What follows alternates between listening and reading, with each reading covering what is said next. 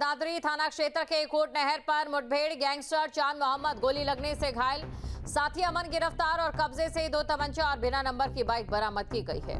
Transformer और महंगे उपकरण चोरी करने वाला गिरोह 1 दर्जन से ज्यादा मुकदमों में वांछित था। तो ग्रेटर नोएडा के दादरी थाना क्षेत्र के कोट नहर पर देर रात पुलिस और गैंगस्टर के बीच मुठभेड़ हो गई है।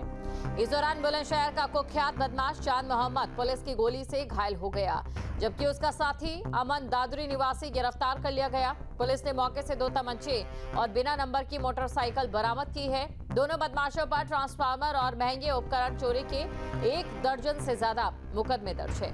पुलिस अब गिरोह के बाकी सदस्यों की तलाश में जुटी है।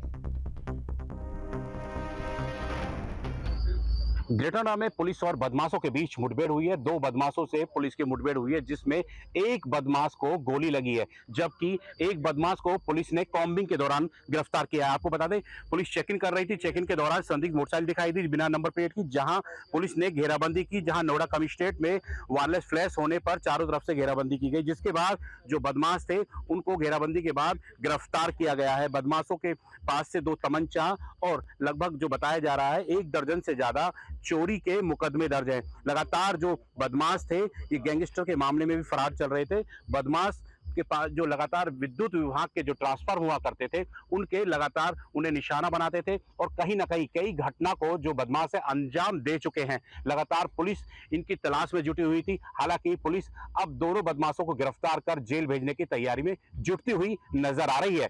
ग्रेटर से तरुण भड़ाना, न्यूज स्टेट, उत्तर प्रदेश। खबर है बरेली से, जहां पर थाना बारादरी पुलिस की बड़ी कार्रवाई, 6 वाहन चोर गिरफ्तार किए गए, गैंग का सरगना भी पकड़ा गया। 10 चोरी की मोटरसाइकिल और साथ ही स्कूटी भी बरामद की गई है। गरीब शाह कब्रिस्तान हजियापुर के पास से 3 बदमाश दबोचे गए हैं। पूछताछ में सामने आए 3 और नाम। बरामद हुई 9 और बाइक। चोरी की गाड़ियां बेचने के लिए छिपा कर रखी गई थी।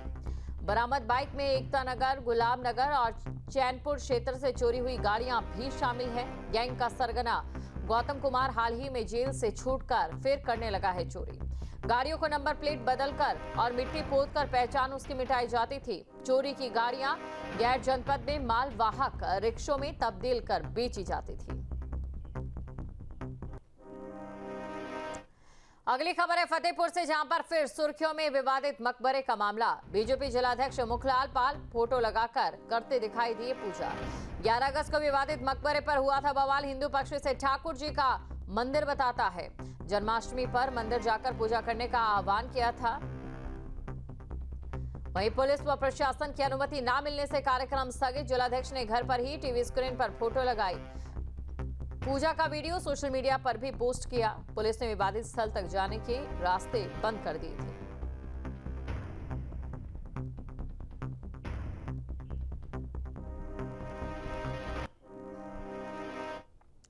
बीजेपी नेता उमा भारती ने बरेली के आंवला में वीरांगना अवंतीबाई लोधी की जयंती पर उनकी भव्य प्रतिमा का अनावरण किया।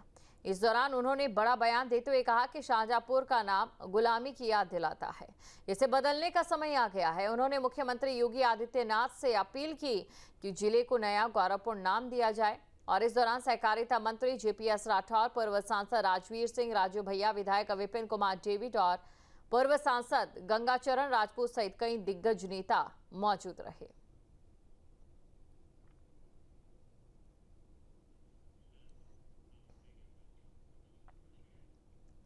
गाजियाबाद में कैबिनेट मंत्री डॉक्टर संजय कुमार निषाद ने प्रेस वार्ता की है और इस दौरान उन्होंने मत्स्य विभाग की चल रही योजनाओं और आने वाले राजनीतिक कार्यक्रमों की जानकारी दी। बताया कि उत्तर प्रदेश को मत्स्य पालन में देश का अग्रणी राज्य बनाने के लिए केंद्र और राज्य सरकार लगातार प्रयासरत है। इसके अलावा डॉक्टर निषाद ने स्पष्ट किया कि यूपी पंचायत चुनाव में निषाद पार्टी स्वतंत्र रूप से चुनाव लड़ेगी। मत्स्य विभाग की गाजियाबाद की उपलब्धियां क्या रही हैं पूरे प्रदेश में, उत्तर प्रदेश सभी जिलों का एक सामंजस्य स्थापित करने में कामयाबी मिली और उत्तर प्रदेश सर्वोत्तम प्रदेश के रूप में मत्स्य उत्पादन में हमें राष्ट्रीय पुरस्कार मिला। ये हम लोग गौरवान्वित और उत्तर प्रदेश अब मत्स्य उत्पादन में आत्मनिर्भर हो गया। हम लगभग 80% अब हमने जो इस प्रदेश का जो राजस्व था दूसरे प्रदेश में जाता था, अब वो आ गया 20% लोग हमारे अभी दूसरे में जा रहे हैं, तो उतना हमें दूसरे राज्य से आ जाते हैं इधर, उत्तराखंड, हरियाणा, राजस्थान और दिल्ली से। और यूपी में विधानसभा चुनाव को लेकर करीब 2 साल बाकी है, लेकिन बीजेपी मिशन 2027 को लेकर अभी से ही सियासी गुणा भाग में जुट गई है। 2017 से सूबे में सत्ता पर काबिज बीजेपी जीत की हैट्रिक लगाने के लिए रणनीति बना रही है। टिकट का फॉर्मूला सेट हो गया, और क्या है बीजेपी के टिकट का फॉर्मूला, देखिए रिपोर्ट। यूपी में बीजेपी जीत की हैट्रिक लगाने के लिए कोई कोर कसर नहीं छोड़ना चाहती, लिहाजा पार्टी 2027 के चुनाव की तैयारियों में पूरी तत्परता से जुट गई है। बीजेपी इस बार जिताऊ उम्मीदवारों पर दांव लगाने के मूड में है। इसके लिए बीजेपी विधायकों के टिकट का इंटरनल सर्वे जल्द शुरू किया जाएगा। बताया जा रहा है कि पूर्वांचल और पश्चिम क्षेत्र का सर्वे पहले शुरू होगा और फिर इसके बाद काशी, ब्रज, अवध और दूसरे क्षेत्रों का सर्वे किया जाएगा। इस सर्वे में हर विधानसभा क्षेत्र के लिए अलग अलग सर्वे रिपोर्ट तैयार की जाएगी। इस ऑडिट में विधायकों को 3 श्रेणियों में बांटा जाएगा। इसके लिए पार्टी ने पेशेवर एजेंसियों को जिम्मेदारी सौंपी है, जो गुप्त सर्वे के जरिए विधायकों की छवि, विकास कार्य, जाति समीकरण और विपक्ष की ताकत का आकलन जल्द शुरू करेगी। इस श्रेणी के तहत जनता में लोकप्रिय, मजबूत पकड़ और बेहतर प्रदर्शन वाले विधायक होंगे। वहीं बी श्रेणी में औसत प्रदर्शन लेकिन सुधार की गुंजाइश वाले विधायक रहेंगे। सी श्रेणी में कमजोर पकड़, नकारात्मक छवि और जीत की कम संभावना वाले विधायक होंगे। पार्टी सूत्रों के मुताबिक इस श्रेणी के नेताओं का टिकट करीब करीब पक्का है, जबकि सी श्रेणी वालों की कुर्सी खतरे में है। विधायकों के ऑडिट के कई पैमाने तय किए गए हैं। विधायकों का पिछले कार्यकालों में प्रदर्शन और अपने क्षेत्र में विकास निधि का इस्तेमाल, जनता की समस्याओं के समाधान में सक्रियता और पिछले चुनाव में जीत का अंतर और उसकी वजह, जनता की नजर में व्यक्तिगत और राजनीतिक छवि और 2027 में जीत की संभावना। इस सर्वे में विपक्षी दलों की ताकत और कमजोरियों का भी विश्लेषण किया जाएगा। सर्वे में ये दर्ज किया जाएगा कि किस जाति समूह में किस पार्टी की पकड़ है, कौन से मुद्दे जनता को प्रभावित कर रहे हैं और विपक्ष के कौन से नेता बीजेपी के लिए चुनौती बन सकते हैं। टिकट बंटवारे में भावनाओं या पुराने रिश्तों को दरकिनार कर प्रदर्शन को प्राथमिकता दी जाएगी। बीजेपी प्रत्याशी चयन के लिए संगठनात्मक जिलों में पैनल तैयार कराएगी। हर सीट से 3-3 नाम भेजे जाएंगे। कोर कमेटी और केंद्रीय नेतृत्व अंतिम चयन करेगा। यूपी में सर्वे रिपोर्ट आने के बाद बीजेपी विधायकों के विधानसभा टिकट को लेकर पैनल का फॉर्मूला भी अपनाया जाएगा। Team news state. और आईएमडी का अलर्ट, अगले 24 घंटे में यूपी में बदल सकता है मौसम का मिजाज। पश्चिमी उत्तर प्रदेश के जिलों में मूसलाधार बारिश की संभावना, गरज और चमक के साथ वज्रपात का अलर्ट भी जारी कर दिया गया है।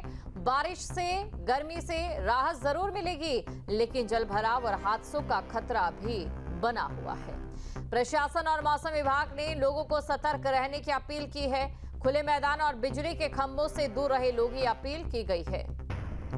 तो प्रशासन और मौसम विभाग ने लोगों को सतर्क रहने की अपील की है। खुले मैदान और बिजली के खंभों से दूर रहे लोग। जहां भक्ति है हर शब्द में, कथाओं में छुपे हैं दिव्य रहस्य और ज्योतिष देता है जीवन को दिशा। धर्म से जुड़ी हर बातों को जानने के लिए हमारे चैनल स्तुति को सब्सक्राइब करें। चैनल पर जाने के लिए इस लिंक पर क्लिक करें।